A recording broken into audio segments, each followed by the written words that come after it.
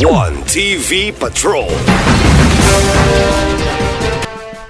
Philippine Science High School mas mipakusog pa sa scholarship grant. Ano ang detalye ni Richie Ugnit?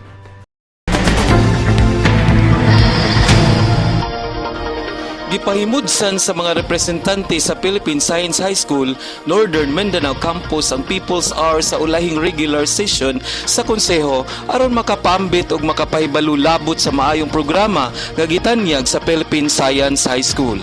Ang Philippine Science High School Educational System gipasigarbo gumikan kay nagtanyag kini og full scholarship grant nga 8,000 monthly og 1,500 uniform allowance per year, free dormitory og academic high standard training particular sa mathematics ug science. Ang Philippine Science High School Northern Mindanao Campus ana nakaron sa barangay Nangka, Balue, Lanao del Norte sukad ni adtong 2004. Apan unom ka tuig nga nahimong school campus ang Mindanao Civic Center sa pagbukas ni adtong 1998 pinaagi sa pagpaningkamot sa puro administration. Gipasigarbo sa PSYC nga daghan ng mga usamisnon nga nahimong produkto o gusto panila nga mas mudaghan pa ang mga kabatan-unan nga mutungha. Ang Philippine Science High School ilalom sa pagdumala sa Department of Science and Technology o Board of Trustees member o ang Department of Education. Bukas ang DOST o PSYC nga mubutang og bag-ong school campus kon ang Usami City LGU interesado pinaagi sa paghatag og school site nga musukod og 7 hectares. Ang mainitong pag-abi-abi sa Usami City Council gipasalamatan sa Team PSYC Northern Mindanao Campus nga gipanguluhan sa school administrator nga si Engineer Chuchi Garganira og mga faculty member nga si Sir Ayan Crisdali og si Engineer Rachel Makamay. Kaya nga nabanggit ko po na baka ang Usamis ay mag-vie or mag-bid. Kasi within Region 10. Ang scope kasi namin ay region. Hindi pwede na magkaroon ng dalawang PSI campuses in a province. So therefore, Lanao del Norte, hindi na pwedeng magkaroon ng another PSI campus, kundi sa ibang province naman. So within Region 10, kahit sa ang probinsya, may mga requirements lang po tayo. Number 1 is that a donation of 7 hectares lot. Minimum is 5 hectares. Although, kasi ang PSI, Northern Mindanao Campus, old campus na ito, because this was established and created in 1998. So matagal na, 28 years na po kami. Kaya, ang aming lote ay 4.9 lang, but that is donated by the LGU of Balue through the then Mayor Ali, and also the community people in Balue. So, kami po ay naghahanap ng mga lugar which will serve as our campus site for PSHS by virtue of a donation.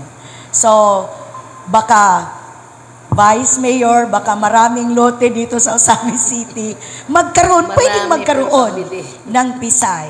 Okay? The Philippine Science High School system offers a scholarship program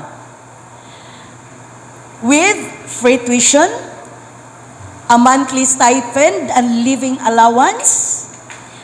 Ang allowance po ng ating full scholar students ay 8,000 pesos per month. At meron din silang ang mga full scholars natin, we are also giving them a uniform allowance of 1,800 per year. So isang annually lang po, no?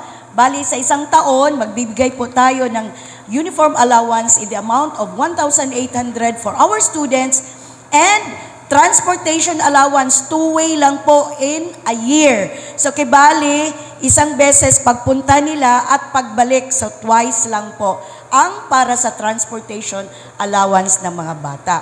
We have also residence halls or dormitories in which we can accommodate students coming from far areas. Like for example, currently we have students who are enrolled with us from Osamis City. So, nasa dormitory po sila ngayon. And other students coming from other areas or other cities or provinces such as Camiguin, for example, nasa dormitory po sila. Our students also are very active in participating in leadership trainings and seminars or workshops, competitions, and other activities in which they will be able to develop and hone their talents and skills, and of course, add up their knowledge. Recently, dahil nandito po ang coach nila, si Engineer Rachel P. Macamay, taga-Annex, Laman, Osamis City po si ma'am. Oo, ang residence po niya ay dito po sa Osamis City. She chaperoned and coached several students who went to South Korea in December 2025 at they obtained and garnered the top awards. Alang sa 1TV Patrol, Richie Ognit reporting. 1TV Patrol.